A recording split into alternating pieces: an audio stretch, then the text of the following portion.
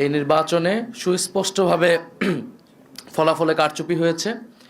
Vote সুষ্ঠু একটা পর্যায় পর্যন্ত সুষ্ঠুভাবে হয়েছিল, আমরা সেটাকে স্বাগত জানিয়েছিলাম। কিন্তু ফলাফল যখন ঘোষণা করার সময় হয়েছে, ওই সময়টাতে স্পেসিফিক অনেকগুলো আসনকে টার্গেট করে, আপনারা দেখেছেন বাংলাদেশ খেলাফত মজলিসের আমির আল্লামা মামুনুল হক ঢাকা 13, সেই আসন, ঢাকা 8 আসন, বাংলাদেশ জামাত ইসলামের সেক্রেটারি জেনারেলের আসন, এরকম স্পেসিফিক কয়েকটা আসনকে টার্গেট করে সেটার ফলাফল পরিবর্তন করে দেওয়া হয়েছে। কেন্দ্রগুলোকে দখল করে সেই কেন্দ্রে জোর করে প্রশাসনকে ব্যবহার করে সেই ফলাফল পরিবর্তন করা হয়েছে। এখন যেই প্ল্যানের কথা আমরা শুনেছি, আমরা সেই প্ল্যানের একটা বাস্তবায়ন বা সেই প্ল্যানের একটা স্বরূপ কিন্তু এই নির্বাচনে আমরা দেখতে পাচ্ছি।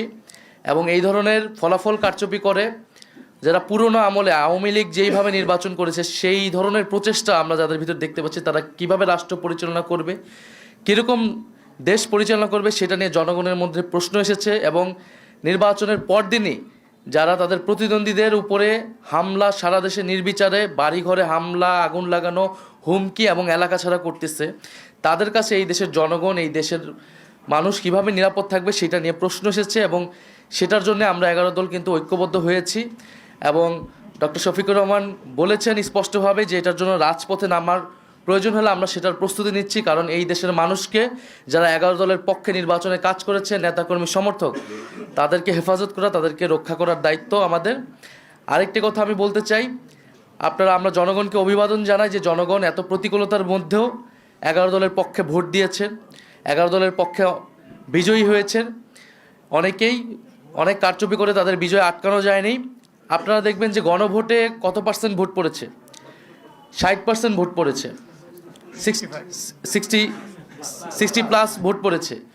এই নির্বাচনে কিন্তু সুস্পষ্ট দুইটা পক্ষ ছিল, একটা সংস্কারের পক্ষ, পরিবর্তনের পক্ষ, যারা সংস্কার চায়, গণতন্ত্র চায়, চাঁদাবাজি বন্ধ করতে চায়, দুর্নীতি লুটপাটের বন্ধ করতে চায়, বিচার এবং সংস্কার চায়, আধিপত্য তো বিরোধিতা চায়। আরেকটি পক্ষ যারা পুরনো বন্দোবস্ত, পুরনো রাজনীতিকে প্রতিনিধিত্ব করেছে, যারা 72-এর সংবিধানকে চেয়েছে, যারা পুরনো যত ধরনের রাজনীতি আছে, যারা ঋণ খেলাপিদেরকে প্রশ্রয় দিয়েছে, যারা লুটপাট দুর্নীতি, সেই একই রাজনীতি করতে চায়।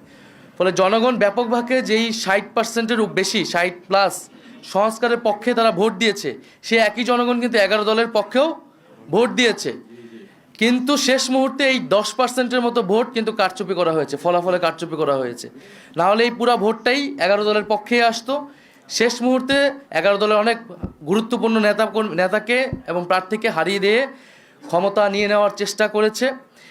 এবং আমরা নির্বাচন কমিশনে সেটা সুস্পষ্টভাবে এই অভিযোগ জানানো হবে, প্রার্থীরা জানাবেন যাদের, এবং নির্বাচন কমিশন সেখানে কি ভূমিকা পালন করতেছে, তাদের অবস্থান কি, এর উপর নির্ভর করবে আমাদের নির্বাচন নিয়ে চূড়ান্ত অবস্থান।